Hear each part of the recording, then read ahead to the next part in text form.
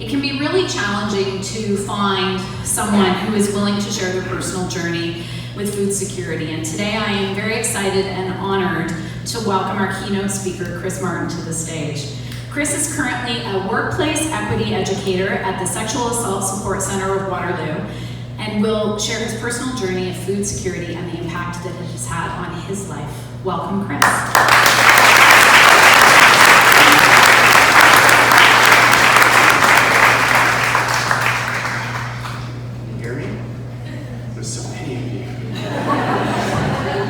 Like when you go to the high diving board, right? You're on the deck and it doesn't look that high, and then you get up there and it's like, ooh, what was I thinking?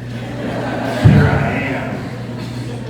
So I am going to share my story with you, but before I do that, everyone can hear me okay? And there's just three people I want to quickly thank.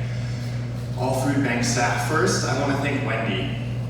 True story, Wendy and I just met yesterday.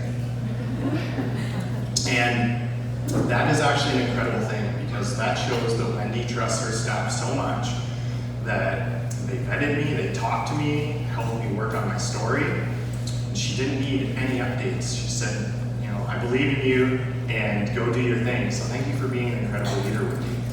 I also want to thank Jennifer Judges. Jennifer is the only person who has heard/read the story I'm going to share with you today. She helped me work on it, and without her, it wouldn't really make a lot of sense because it was kind of chaotic to put together. And finally, Sally Sarishman. Sally is just a very good all-around human and mentor and example. So, this is me.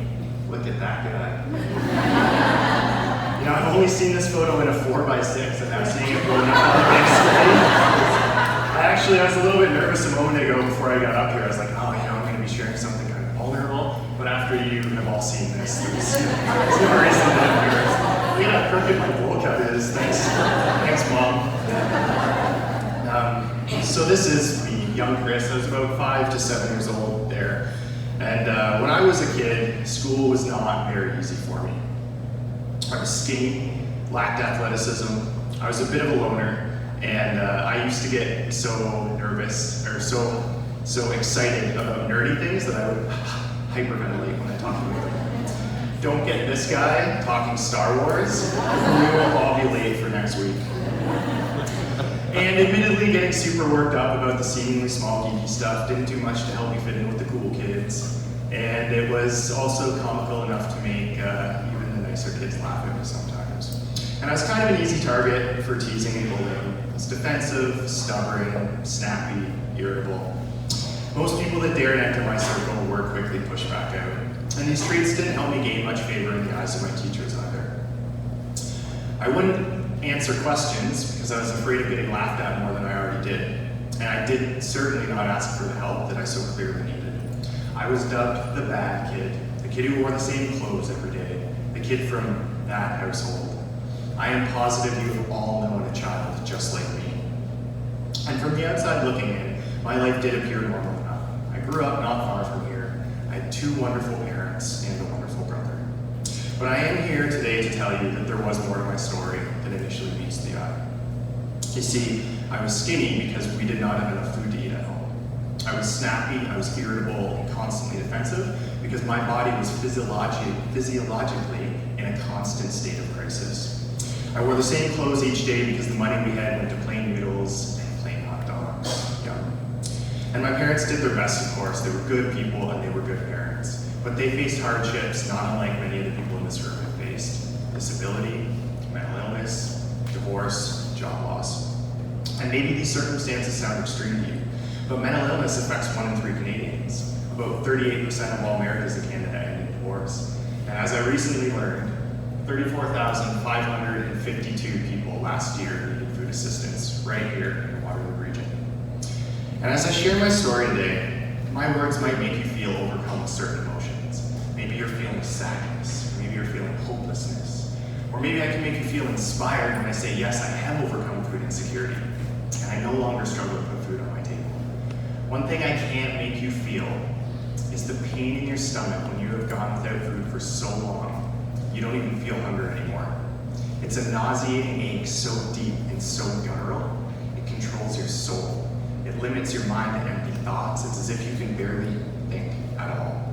And I want to ask you for a minute, just think about all the food you just ate, the coffee and tea you just drank, delicious, right? Think about how you felt when you saw it, when you smelled it, when you tasted it. But now imagine you're on the outside looking in, watching all these other people indulge in joy, but you can't yourself. That was my reality for so many years. And my story is historical, but that is still the reality for 14,000 families in Waterloo region today, 2019. If you think about it, there's about 200 of us here today. So 5% of the people in this room have access or are currently accessing food assistance. Maybe it's not you, but I will bet that it is someone near you. And what that should tell you is what I already know, that food insecurity is closer than many of us realize. Maybe it's a pair of brakes in your car, sudden job loss, maybe it's an unexpected illness and you have to take a little bit more time off work than you expected to. So to the teachers, parents, and everyone here today, there are kids in your classrooms, friends in your neighborhood, colleagues in your offices who are struggling to put food on the table right now as we're sitting here this morning. And you might ask, you might say, Chris, but if they're struggling, why don't they just reach out? And that's a really good question, and it's a fair question. And it's a question that I am uniquely positioned to know the answer to. It's because we are all aware, even that geeky 7-year-old kid is aware of the stigma associated with needing food assistance.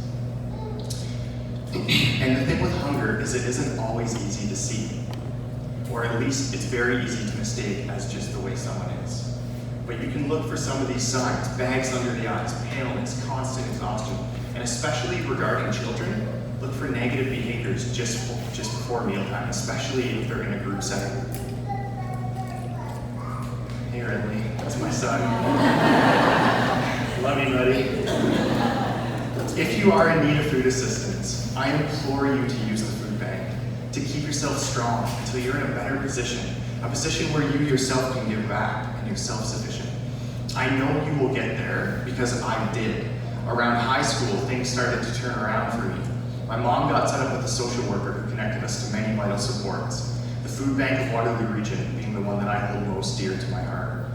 You see, the food bank didn't just fill my stomach, it literally filled my soul.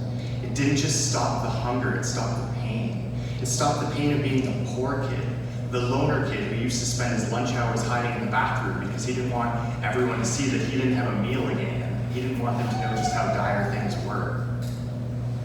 The food bank stopped the pain of running slower, of answering questions slower, and of walking home slower after school because why rush? Home was just an empty place anyway. And the food bank didn't just give me a chance to be normal, it actually taught me a really important lesson about helping, about giving back, about doing good by others. And it taught me those lessons then, and I am reminded of them now with every meal I am privileged to make and each dirty dish that I am privileged to wash. Yes, washing the dishes is a privilege because you got to dirty them with food first. So because of the food bank, I grew up good.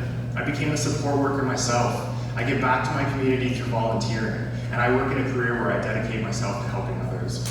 So as you sit here today on this midweek morning, when you could have been doing anything else, you could have been sleeping in, you could have been watching the news, sipping coffee at home, you could have been starting your workday early, but you didn't. You are here today instead. So please know that with every donation to the food bank that you make, you aren't just feeding someone, you're helping remove the stigma of food assistance. And you are helping teach them this lesson that goodness exists and that a community exists that they are welcome to be a part of.